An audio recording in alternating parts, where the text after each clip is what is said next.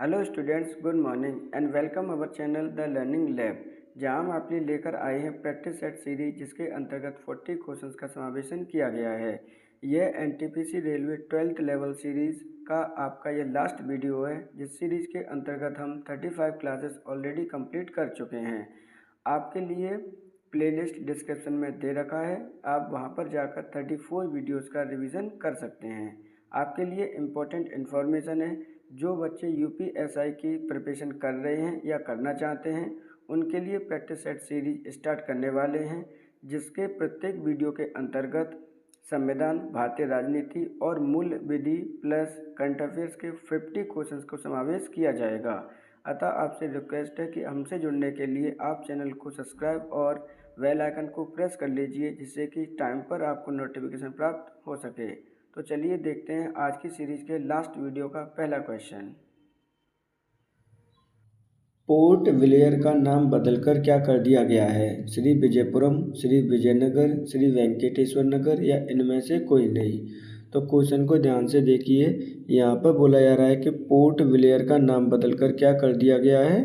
सही आंसर होगा option number आपका 1, श्री विजयपुरम। बात करते हैं पोर्ट ब्लेयर की। तो पोर्ट ब्लेयर क्या है आपका? तो पोर्ट ब्लेयर आपका अंडमान एंड निकोबार आइलैंड की आपकी राजधानी है। आपका इस बात को आप याद रखेंगे। अब इसकी राजधानी किस नाम से जानी जाएगी? तो इसकी राजधानी जानी जाएगी आपकी श्री विजयपुरम के नाम से। ये कहाँ पर स्थित है? तो ये स्थित है आपके बे ऑफ बंगाल में। तो सही आंसर होगा ऑप्शन नंबर आपका 1। इस पोर्ट ब्लेयर का नाम बदलकर श्री विजयपुरम कर दिया गया है। राष्ट्रीय मतदाता दिवस कब मनाते हैं? 24 जनवरी, 25 जनवरी, 26 जनवरी या फिर 30 जनवरी। तो देखिए यहाँ पे आपसे पूछा गया है राष्ट्रीय मतदाता दिवस कब मनाते हैं। सही आंसर होगा ऑप्शन नंबर आपका 2, 25 जनवरी को हम प्रत्येक को राष्ट्रीय मतदाता दिवस मनाते हैं। अब ऐसा क्यों किया जाता है? क्योंकि आपका ECI election commission of India की स्थापना कब हुई है आपकी? तो इसकी स्थापना हुई है 25 जनवरी 1950 को। इसलिए हम प्रत्येक 25 जनवरी को सेलिब्रेट करते हैं राष्ट्रीय मतदाता दिवस। अदर ऑप्शन देख लीजिए। 24 जनवरी को उत्तर प्रदेश स्थापना दिवस सेलिब्रेट किया जाता है। 26 जनवरी को रिपब्लिक डे अर्थात गणतंत्र दिवस आपका सेलिब्रेट किया जाता है। जबकि 30 जनवरी को आपका सेलिब्रेट किया जाता है शहीद दिवस, यानी महात्मा गांधी जी की हत्या इसी दिन हुई थी, इसलिए हम इस दिन को शहीद दिवस के रूप में भी मनाते हैं। सही आंसर होगा ऑप्शन नंबर 2, 25 जनवरी। केंद्र सरकार ने केंद्र शासित प्रदेश लद्दाख में कितने नए जिलों को गठन करने की घोषणा की है? 4, 5, 6 या 7। तो देखिए हाल ही में यहाँ पे केंद्र सरकार ने लद्दाख प्रदेश के कितने नए जिलों को गठन करने की घोषणा की है? तो सही आंसर होगा ऑप्शन नंबर आपका 2, 5 नए जिलों को घोषणा की है गठन करने की। पहले आपके 2 ही जिले थे आपके यूनियन टेरिटरी में। तो पहले कौन कौन से जिले थे? आपका एक तो कारगिल था, दूसरा आपका लेह था। लेकिन अब भारत सरकार ने पहले की अपेक्षा इनको बढ़ाने के लिए 5 नए जिलों की और घोषणा कर दी है। वो 5 जिले कौन कौन से वो भी देख लीजिए। एक तो उनमें से आपका जास्कर है, दूसरा आपका द्रास है। ये 5 जिलों के नाम है जो कि आपको लर्न करने ही करने हैं। कोई भी क्वेश्चन यहाँ से आपका पूछा जा सकता है, ध्यान रखना इस चीज़ का भी।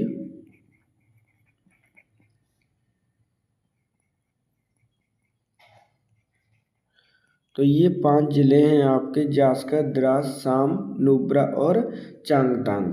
तो टोटल अब लद्दाख में कितने ज़िले हो गए? तो टोटल लद्दाख में अब 7 ज़िले हो गए हैं। इस चीज़ को भी आप याद रखेंगे। क्वेश्चन में पूछा गया था कौन से 5 नए जिलों की गठन किया गया है। तो सही आंसर होगा ऑप्शन नंबर 2, 5, जिसमें थे जास्कर, द्रास, साम, नुब्रा और जंगतांग का गठन किया गया है। सूखे की बीमारी किस विटामिन की कमी के कारण होती है? Vitamin A, vitamin B, vitamin C या विटामिन के।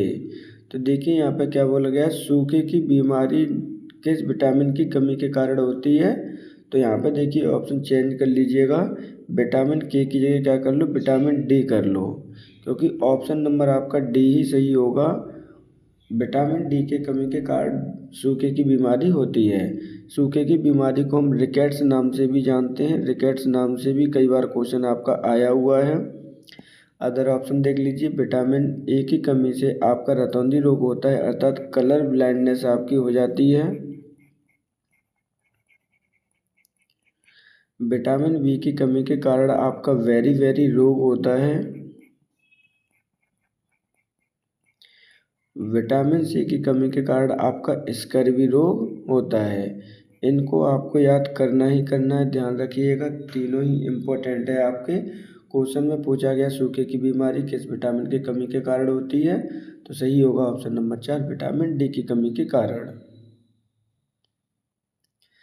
आपदा जोखिम प्रबंधन के लिए बीमा समाधान को कार्यान्वित करने वाला भारत का पहला राज्य कौन सा बना है? नागालैंड, मणिपुर, त्रिपुरा या फिर अरुणाचल प्रदेश। तो देखिए यहाँ पे क्या है, आपदा जोखिम प्रबंधन को बीमा समाधान यानी सिक्योरिटी देने वाला, कार्यान्वित करने वाला देश का पहला राज्य कौन बना है, ये क्वेश्चन में आपसे पूछा गया है। सही आंसर होगा ऑप्शन नंबर आपका 1, नागालैंड। नागालैंड ने प्रत्येक जितने भी राष्ट्र प्रबंधन हो रहा है उसको बीमित करने के लिए एक संकल्प पारित किया है, इसलिए आपका ऑप्शन नंबर सही आंसर होगा 1, नागालैंड। नागालैंड पहला ऐसा देश का राज्य है जिसने बीमा प्रबंधन का स्टार्ट किया है, किसमें? आपदा जोखिम प्रबंधन के लिए। बात करते हैं नागालैंड की, तो नागालैंड की राजधानी क्या है? तो नागालैंड की राजधानी है आपकी कोहिमा है। ये किसके साथ में आपका बॉर्डर शेयर करता है? तो बॉर्डर शेयर करता है आपका बर्मा के साथ, अर्थात म्यांमार के साथ। इस चीज़ को भी आप याद रखेंगे। सही आंसर होगा ऑप्शन नंबर 1। निम्नलिखित में से कौन मुगल शासक नहीं है? बलबन, अकबर, हुमायूं या फिर बाबर। तो देखिए यहाँ पे बात की जा रही है कि इनमें से कौन सा मुगल शासक नहीं है, तो सही आंसर होगा ऑप्शन नंबर आपका 1, बलबन। क्योंकि बलबन जो शासक है वो दिल्ली सल्तनत के समय का शासनकाल है, तो इस चीज़ को भी आप याद रखना है। दिल्ली सल्तनत का शासक था आपका बलबन, जबकि अदर 3 ऑप्शन दे रखे हैं वो मुगल शासक रहे हैं। भारत में मुगल शासन की स्थापना कब हुई थी? तो भारत में आपके मुगल शासक की स्थापना हुई है 21 अप्रैल 1526 को, जब आपका पानीपत का प्रथम युद्ध हुआ था उसके बाद ही आपकी मुगल शासन की स्थापना हुई थी। ये किसने लड़ा था? तो आपके बाबर ने लड़ा था। मुगल शासक का संस्थापक किसे माना जाता है? बाबर को माना जाता है। ये पानीपत का युद्ध आपको लर्न करना ही करना है, प्रथम में ध्यान रखिएगा। सही आंसर होगा ऑप्शन नंबर 1, बलबन। भारत के 500वें सामुदायिक रेडियो स्टेशन का शुभारंभ कहाँ किया गया? आइजोल, ईटानगर, कोहिमा या फिर शिलोंग। तो देखिए यहाँ पर आपसे बात की जा रही है कि भारत के 500वें सामुदायिक रेडियो स्टेशन का शुभारंभ कहाँ पर किया गया है, तो सही आंसर होगा ऑप्शन नंबर आपका 1, आइजोल में इसे प्रारंभ किया गया है। आइजोल किसकी राजधानी है? तो आइजोल आपकी राजधानी है मिजोरम की। तो इस प्रकार सही आंसर होगा ऑप्शन नंबर 1। भारत में कर्क रेखा कौन से राज्य से होकर नहीं गुजरती? राजस्थान, पश्चिम बंगाल, त्रिपुरा या फिर उड़ीसा। तो देखिए यहाँ पे पूछा जा रहा है कि भारत में कर्क रेखा कौन से राज्य से होकर नहीं गुजरती है आपकी। सही आंसर होगा ऑप्शन नंबर आपका 4, उड़ीसा राज्य से होकर नहीं गुजरती है। बात करते हैं कर्क रेखा की। कर्क रेखा की जो डायरेक्शन मैं बता रहा हूँ वो आपके वेस्ट टू ईस्ट बता रहा हूँ, ध्यान रखिएगा। कितने राज्यों से होकर गुजरती है भारत में? तो ये आपके 8 राज्यों से होकर गुजरती है। कौन कौन से वो राज्य हैं? तो सबसे बेस्ट में जो आपका राज्य है वो नंबर 1 पर आपका गुजरात, उसके बाद राजस्थान, MP, झारखंड, छत्तीसगढ़, पश्चिम बंगाल, त्रिपुरा और लास्ट में रह जाता है आपका मिजोरम। इन 8 राज्यों से होकर गुजरती है आपकी कर्क रेखा भारत में से, तो इसका मतलब सही आंसर होगा ऑप्शन नंबर 4, उड़ीसा। सतत विकास रिपोर्ट 2025 में भारत का कौन सा स्थान है? 99, 98, 97 या फिर 87? तो देखिए यहाँ पर आपसे बोला गया है कि कौन सा आपका स्थान है सतत विकास रिपोर्ट 2025 में भारत का।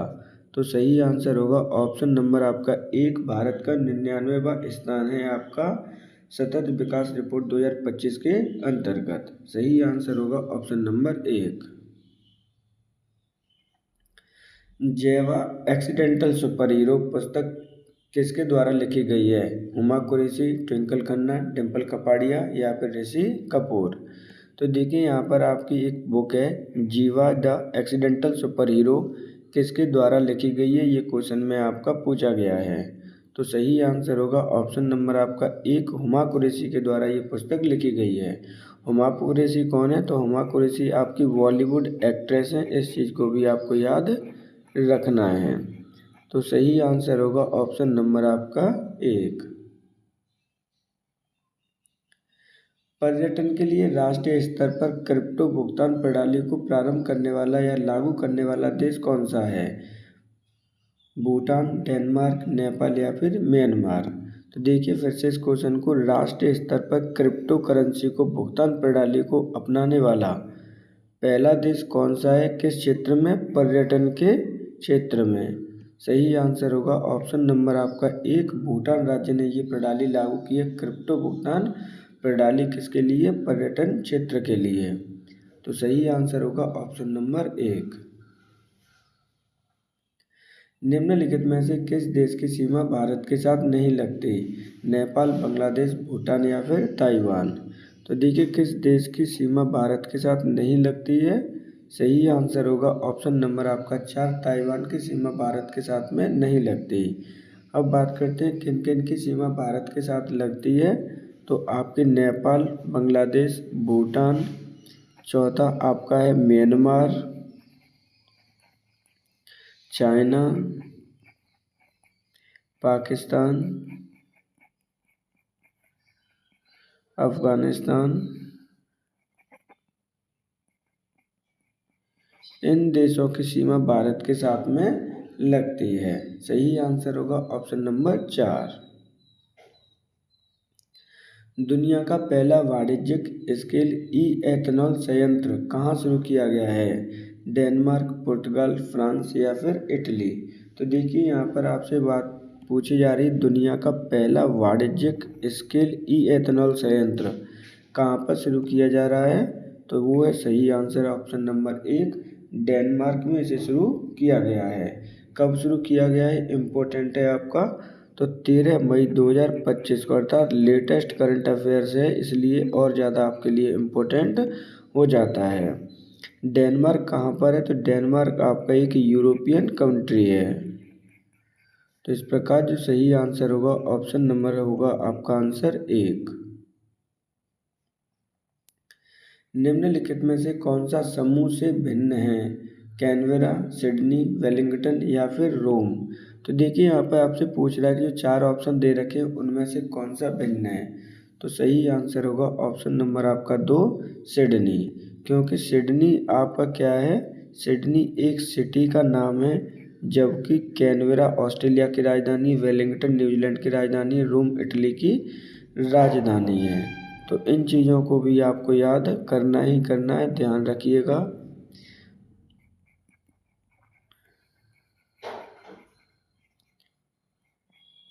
तो इस प्रकार सही आंसर होगा ऑप्शन नंबर 2।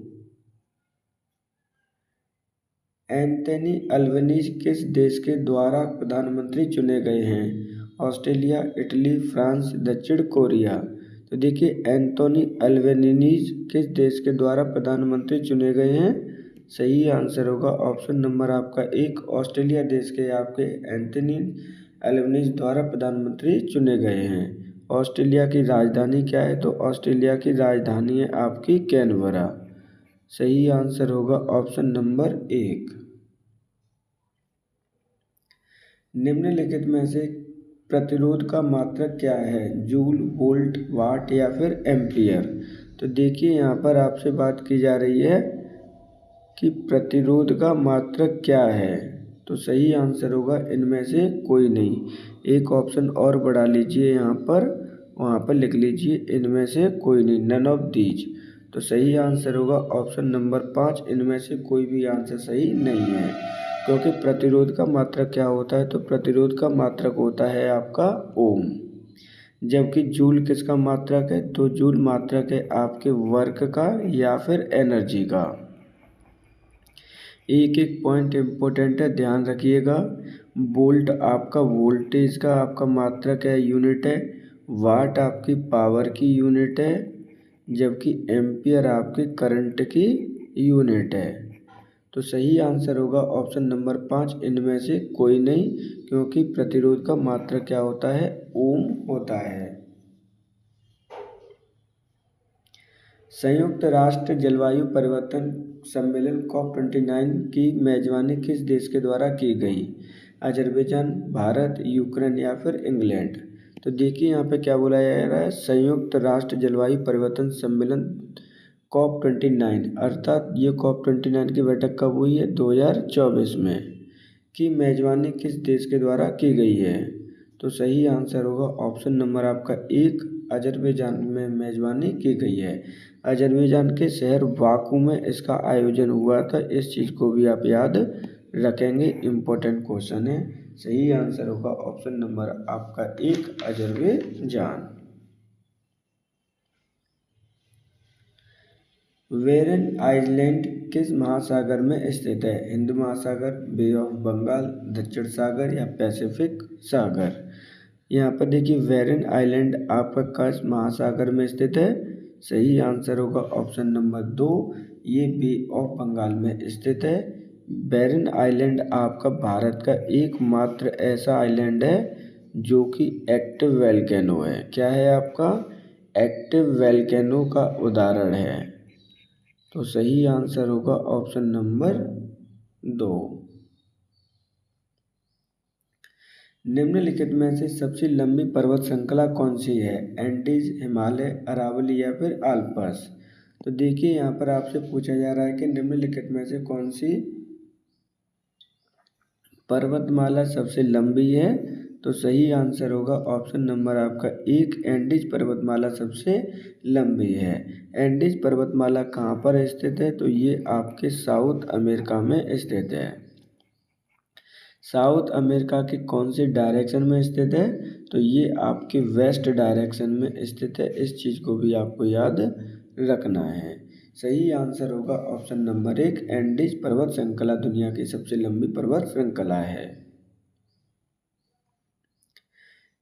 डूमा बोको ने किस देश के नए राष्ट्रपति के रूप में पदभार ग्रहण किया है? बोत्सवाना, दक्षिण अफ्रीका, तंजानिया या फिर मोजाम्बिक? तो देखिए यहाँ पर आपके इंटरनेशनल नियुक्ति की बात की जा रही है। डूमा बोको ने किस देश के नए राष्ट्रपति के रूप में पद ग्रहण किया है? तो सही आंसर होगा ऑप्शन नंबर आपका 1, बोत्सवाना के ये राष्ट्रपति बने हैं। अब बोत्सवाना कहाँ पर स्थित है? तो बोत्सवाना आपका अफ्रीका कॉन्टिनेंट का एक कंट्री है। सही आंसर होगा ऑप्शन नंबर आपका 1। राज्य वित्त आयोग का संबंध किस अनुच्छेद से है? अनुच्छेद 280, अनुच्छेद 243 आई, अनुच्छेद 243 का के, अनुच्छेद 243 का डी? तो देखिए यहाँ पे क्या पूछा जा रहा है, राज्य वित्त आयोग का संबंध किस अनुच्छेद से है? सही आंसर होगा ऑप्शन नंबर आपका 2, अनुच्छेद 243 का आई प्रबंधन करता है राज्य वित्त आयोग का। अब बात करते हैं अदर ऑप्शन की। तो अनुच्छेद 280 आपका जो वित्त आयोग होता है, केंद्रीय वित्त आयोग होता है, उसका प्रावधान दे रखा है। जबकि अनुच्छेद 243 का के, इसमें किसका प्रावधान दे रखा है? तो राज्य चुनाव आयोग का दे रखा है प्रावधान, ध्यान रखिएगा। जबकि डी में क्या दे रखा है? तो आपके जो पंचायती चुनाव होता है उसमें आरक्षण की बात की गई है। अनुच्छेद 243 के डी में कितने परसेंट आरक्षण? 33% आरक्षण किसके लिए? For female. तो इस प्रकार सही आंसर होगा ऑप्शन नंबर 2। राष्ट्रपति द्रौपदी मुर्मू को किस देश में राजनीतिक विज्ञान में मानद डॉक्टरेट उपाधि से सम्मानित किया गया है? अल्जीरिया, नाइजीरिया, अजरबैजान या फिर आर्मेनिया। तो देखिए यहाँ पे क्या है, राष्ट्रपति द्रौपदी मुर्मू जी को किस भाषा में राजनीति विज्ञान का सब्जेक्ट है इनका, उसमें मानद डॉक्टरेट की उपाधि प्राप्त की गई है किस देश के द्वारा? तो सही आंसर होगा ऑप्शन नंबर 1, अल्जीरिया देश के द्वारा ये उपाधि प्रदान की गई है किसे? राष्ट्रपति द्रौपदी मुर्मू जी को। सही आंसर होगा ऑप्शन नंबर 1। भारत और किस देश ने वर्ष 2026 को सांस्कृतिक पर्यटन और आर्टिफिशियल इंटेलिजेंस के वर्ष के रूप में मनाने की घोषणा की है? स्पेन, नीदरलैंड, स्वीडन या फिर फिनलैंड। तो देखिए यहाँ पर आपसे पूछा गया है कि भारत के साथ साथ और कौन सा देश है जिसने 2026 को संस्कृति पर्यटन और एआई के रूप में मनाने की घोषणा की है। तो ऐसे ही क्वेश्चन आपको लर्न करने ही करने, ध्यान रखिएगा। संस्कृति पर्यटन और आर्टिफिशियल वर्ष के रूप में मनाने की घोषणा की है भारत के साथ में, और किसने की है? स्पेन ने की है। सही आंसर होगा ऑप्शन नंबर आपका 1। स्पेन कहाँ पर है? तो स्पेन आपका एक यूरोपियन कंट्री है।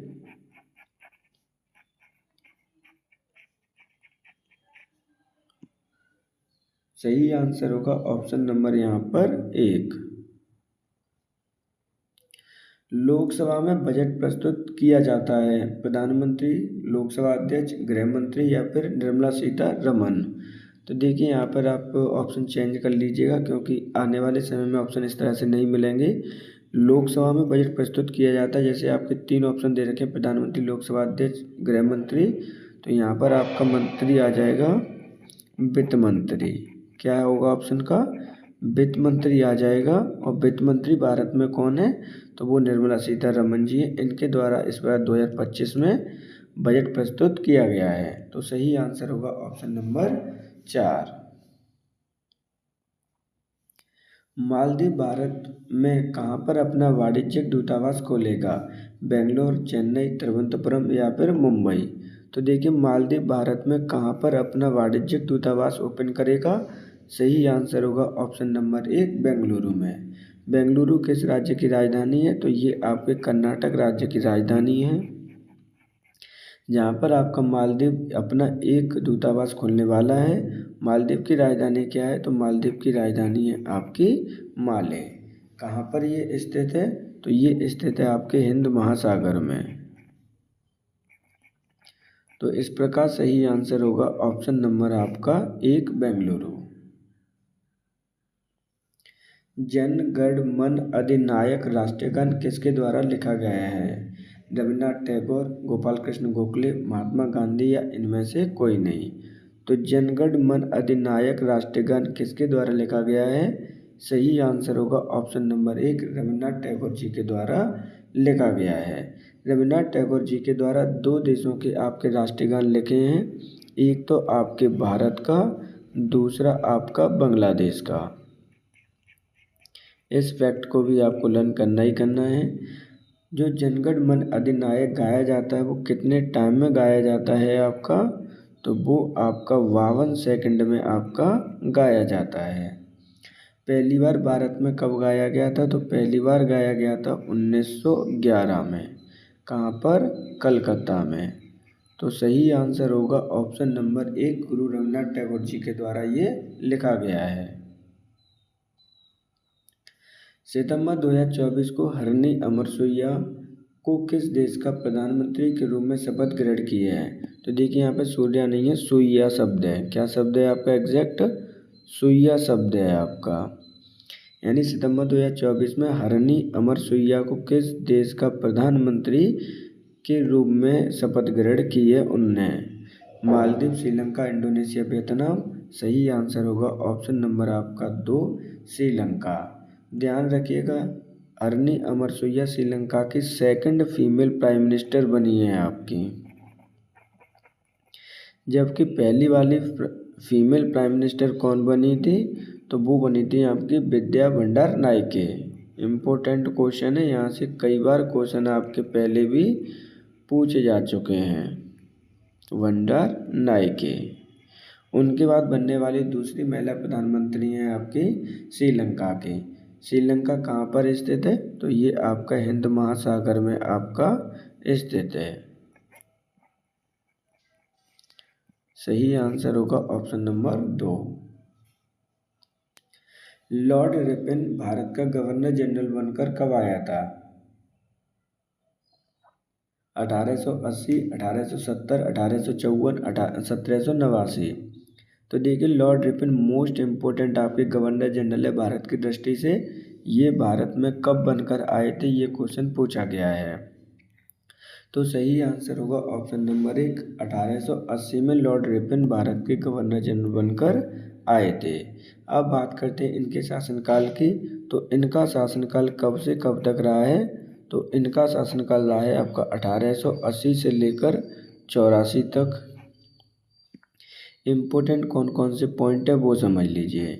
इनके शासनकाल में ही 1881 ईस्वी में रेगुलर जनगणना आपकी प्रारंभ हुई थी। यानी नियमित रूप से जो जनगणना है आपकी प्रत्येक 10 साल बाद इन्हीं के शासनकाल में आपकी स्टार्ट हुई थी। इन्हीं के द्वारा पंचायती राज सिस्टम को संवैधानिक दर्जा दिया गया था, अर्थात पंचायती राज व्यवस्था इनके द्वारा स्टार्ट की गई थी। इस चीज़ को भी आपको याद रखना ही रखना है। इसलिए इन्हें हम भारत में पंचायती राज का पिता भी उपाधि दी जाती है। सही आंसर होगा ऑप्शन नंबर 1, 1880 में लॉर्ड रिपन भारत के गवर्नर जनरल बने थे। भारत और डेनमार्क ने कहाँ पर स्वच्छ नदियों पर स्मार्ट प्रयोगशाला का अनावरण किया? कानपुर, प्रयागराज, वाराणसी या फिर अयोध्या? तो देखिए किसने मिलकर, भारत और डेनमार्क ने मिलकर स्वच्छ नदियों को स्मार्ट प्रयोगशाला का अनावरण किया है। कहाँ पर किया है? तो सही आंसर होगा ऑप्शन नंबर आपका 2, प्रयागराज में। प्रयागराज में किन नदियों पर किया गया है? तो ये आपका संगम पर किया गया है। संगम क्या है आपका? तो ये गंगा नदी और यमुना नदी का मिलन बिंदु है, जिसे हम संगम के नाम से जानते हैं। डेनमार्क की सहायता से प्रयोगशाला अनावरण करने की घोषणा की गई है। कहाँ पर है ये स्थित है? और ये स्थित है आपके उत्तर प्रदेश में। जहाँ पर आपकी किसके द्वारा की गई थी? तो ये जब महाकुंभ का आयोजन किया जा रहा था उस समय इसका विवरण दिया गया था। सही आंसर होगा ऑप्शन नंबर आपका 2। निम्नलिखित में से कौन सी नदी का पानी अरब सागर में गिरता है? गंगा, नर्मदा, कावेरी या फिर गोदावरी? तो देखिए इस तरह से भी क्वेश्चन पूछा जा सकता है। हो सकता है इस जगह से पूछ लिया जाए कि कौन सी नदी बंगाल की तरफ नहीं बहती है, पूर्व की तरफ नहीं बहती है। तो देखिए ध्यान से, ये आपकी गंगा रिवर है।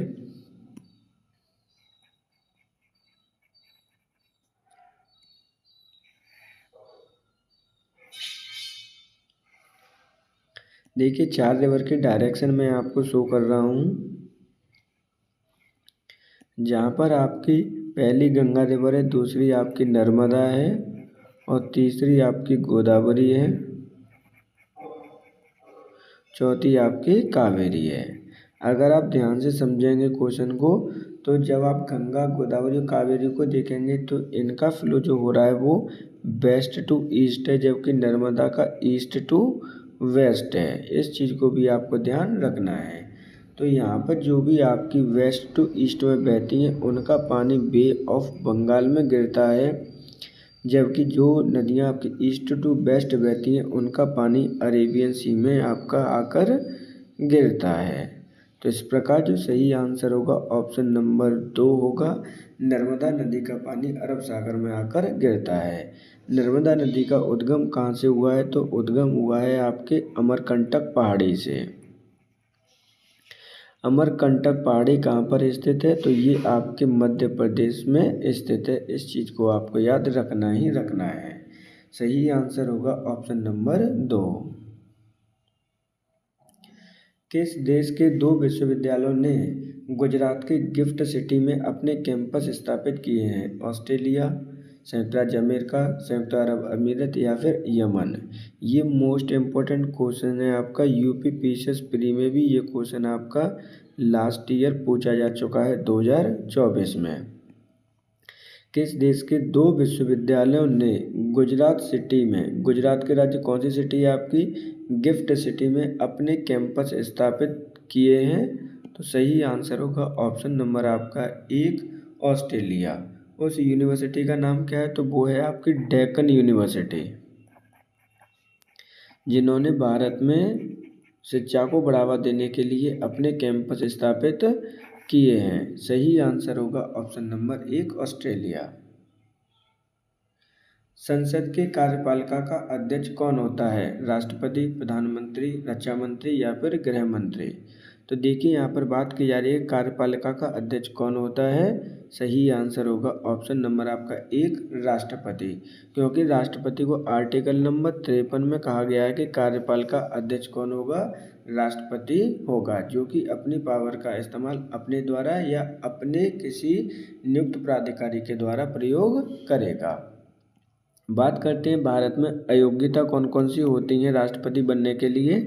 तो सबसे पहले आपकी 35 वर्ष की आयु होनी चाहिए। दूसरा आपका भारत का नागरिक होना चाहिए। अब देखिए जब यहाँ पे नागरिक होने की बात कही जा रही है तो यहाँ पर ये कंसेप्ट है कि सर क्या जन्म से नागरिक होना अनिवार्य है या नहीं। तो यहाँ पर आपका जन्म से नागरिक होने का कोई भी प्रावधान नहीं है, इस चीज़ को भी आप याद रखेंगे। तो यहाँ पर तीसरी जो इम्पोर्टेंट है आपकी कि लोकसभा का मेंबर बनने की क्षमता आपका रखता हो। तो सही आंसर होगा इस प्रकार ऑप्शन नंबर 1 राष्ट्रपति। संयुक्त राष्ट्र कमान में शामिल होने वाला 18वां देश कौन सा है? जर्मनी, स्पेन, नीदरलैंड या फिर फिनलैंड? देखिए यहाँ पर आपसे क्वेश्चन में पूछा गया है कि संयुक्त राष्ट्र कमान में शामिल होने वाला 18वां देश कौन सा बना है।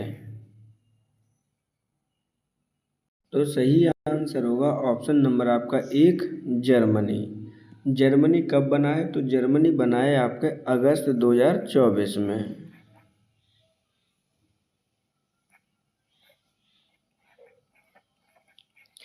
जर्मनी आपका एक यूरोपियन कंट्री है, इस चीज़ को भी आपको याद रखना है। सही आंसर होगा यहाँ पे ऑप्शन नंबर 1।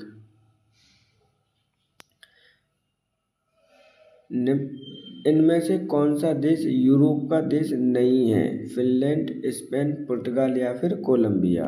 तो देखिए यहाँ पर ये डायरेक्टली बोला गया कि कौन सा देश है इनमें से जो कि यूरोप का कंट्री नहीं है। सही आंसर होगा ऑप्शन नंबर 4 कोलंबिया, क्योंकि फिनलैंड, स्पेन और पुर्तगाल तीनों ही आपकी यूरोपियन कंट्री हैं, जबकि आपका कोलंबिया यूरोपियन कंट्री ना होकर साउथ अमेरिकन कंट्री है। तो यही आपका अलग है, तो यही क्या होगा आपका आंसर होगा। सही आंसर है ऑप्शन नंबर 4। यूनेस्को की विश्व विरासत समिति का 46वां सत्र कहाँ आयोजित किया गया? नई दिल्ली, कानपुर, लखनऊ या फिर मुंबई? तो यूनेस्को की विश्व विरासत समिति का 46वां सत्र आयोजित किया गया आपकी राजधानी नई दिल्ली, भारत में। सही आंसर होगा ऑप्शन नंबर 1। जब ये बैठक स्टार्ट हुई थी तो इसके अंतर्गत भारत के 2 ग्रंथों को इसमें ऐड किया गया, तो उनको लर्न करना ही करना है, श्रीमद् भगवत गीता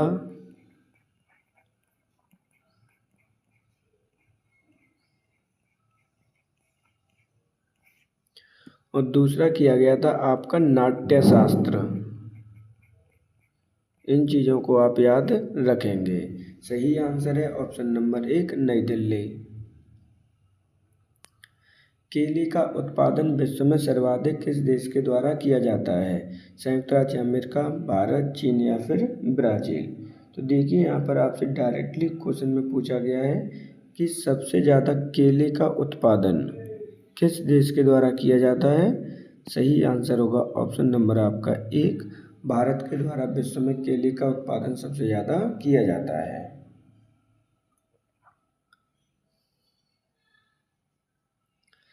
पशुपालन पर कार्बन टैक्स लगाने वाला विश्व का पहला देश कौन सा बना है? डेनमार्क, फिनलैंड, स्वीडन या फिर नीदरलैंड? तो देखिए, पशुपालन का कार्बन टैक्स लगाने वाला विश्व का पहला देश कौन सा बना है? तो सही आंसर होगा ऑप्शन नंबर 1, डेनमार्क ने पशुपालन पर भी कार्बन टैक्स लगाने की घोषणा की है। राष्ट्रीय योग दिवस किस राष्ट्रीय योग दिवस कब मनाया जाता है? 5 जून, 21 जून, 11 जुलाई या फिर 25 जुलाई? तो देखिए, यहाँ पे बोला गया राष्ट्रीय योग दिवस कब मनाया जाता है। सही आंसर होगा ऑप्शन नंबर आपका प्रत्येक 21 जून को राष्ट्रीय योग दिवस मनाते हैं। जबकि अदर ऑप्शन देखिए, 5 जून को हम क्या मनाते हैं? तो 5 जून को हम इन्वायरमेंट डे मनाते हैं। विश्व पर्यावरण दिवस आपका मनाते हैं 5 जून को, जबकि 11 जुलाई को मनाते हैं पॉपुलेशन डे। क्या है आपका? विश्व जनसंख्या दिवस। तो इस प्रकार सही आंसर होगा ऑप्शन नंबर 2। 8 अप्रैल 2025 को प्रधानमंत्री मुद्रा योजना में कितने वर्ष पूरे किए? 10, 12, 13 या फिर 14? तो देखिए, यहाँ पर आपका पूछा जा रहा है कि प्रधानमंत्री मुद्रा योजना को 8 अप्रैल 2025 को कितने वर्ष पूरे किए हैं? तो सही आंसर हो जाएगा ऑप्शन नंबर आपका 1, 10 वर्ष उन्होंने पूरे किए हैं। ये कब प्रारंभ की गई थी? तो ये प्रारंभ की गई है, आपकी शुरुआत की गई है आपकी अप्रैल 2025 में, अप्रैल 2015 में इसको प्रारंभ किया गया था। इसके अंतर्गत आपकी 3 प्रकार की लोन प्रोवाइड कराई जाती हैं। क्या प्रोवाइड कराई जाती हैं? आपकी लोन क्रेडिट की जाती हैं। 3 प्रकार की जाती थी जब आपकी ये प्रारंभ हुई थी, जिसमें आपकी शिशु, किशोर और तरुण, ये आपके तीनों ही लोन के प्रकार थे, जिसमें आपका 0 से लेकर 50,000 रुपये तक का आपको लोन मिलता था। यहाँ पर आपका 50,000 रुपये से लेकर 5 लाख रुपये तक का लोन मिलता था, और यहाँ पर आपका 5 लाख से लेकर 10 लाख रुपये तक का लोन मिलता था। लेकिन इस योजना के अंतर्गत परिवर्तन कर दिया गया 2025 में। इसमें आपको तरुण प्लस एक श्रेणी और लेकर आई है, जिसके अंतर्गत आपको 10 लाख से लेकर 20 लाख रुपए तक का लोन मिल जाएगा। तो सही आंसर होगा ऑप्शन नंबर 1, 10।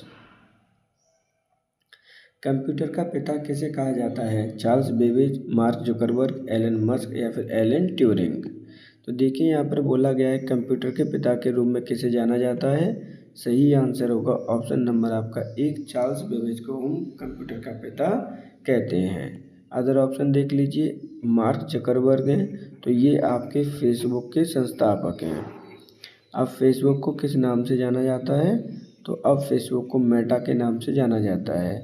जबकि एलन मस्क दुनिया के अमीर व्यक्तियों में से एक हैं, जिनकी कंपनी का नाम है स्पेस एक्स। क्या है? स्पेस एक्स एक प्राइवेट कंपनी है जो कि आपके अंतरिक्ष में स्पेसों को भेजने में काम आती है। तो क्वेश्चन में पूछा गया था कंप्यूटर के पिता, सही आंसर होगा ऑप्शन नंबर 1, चार्ल्स बेबेज। इस प्रकार आज के हमारे 40 क्वेश्चंस कंप्लीट होते हैं। यहाँ पर आज के इस वीडियो को सम्मिलित करते हुए हमारे 35 वीडियोस चैनल पर उपलब्ध हो जाएंगे, जिनके लिए आपकी ऑलरेडी प्लेलिस्ट तैयार की जा चुकी है। जो भी व्यक्ति रिवीजन करना चाहते हैं वो जाकर देख सकते हैं। आपसे रिक्वेस्ट है कि अगर आपको कंटेंट पसंद आता है तो आप वीडियो को लाइक और चैनल को सब्सक्राइब जरूर कीजिए, जिससे कि आने वाले वीडियो का नोटिफिकेशन भी आपको प्राप्त हो सके। आपके लिए एक इम्पोर्टेंट इन्फॉर्मेशन है, जो बच्चे आपके पैट 2025 की तैयारी कर रहे हैं ऑलरेडी, उनके लिए हम 50 क्वेश्चंस की प्रैक्टिस सीरीज ऑलरेडी चैनल पर उपलब्ध है, आप उन्हें भी जाकर देख सकते हैं। लेकिन जो सबसे इम्पोर्टेंट खास बात है, जो बच्चे यूपीएसआई की तैयारी कर रहे हैं, जिसमें आपके 50 क्वेश्चन आपके आने हैं, किसके आने हैं? जिसमें आपका इंडियन कॉन्स्टिट्यूशन अर्थात संविधान प्लस आपका मूल विधि, जहाँ से आपके 50 क्वेश्चन प्रत्येक सेट में पूछे जाने हैं, उसका हम रिवीजन बहुत जल्द लेकर आने वाले हैं। आपका 1 या 2 दिन में आपके चैनल पर उपलब्ध होगा। आज के लिए इतना ही। Thank you for today.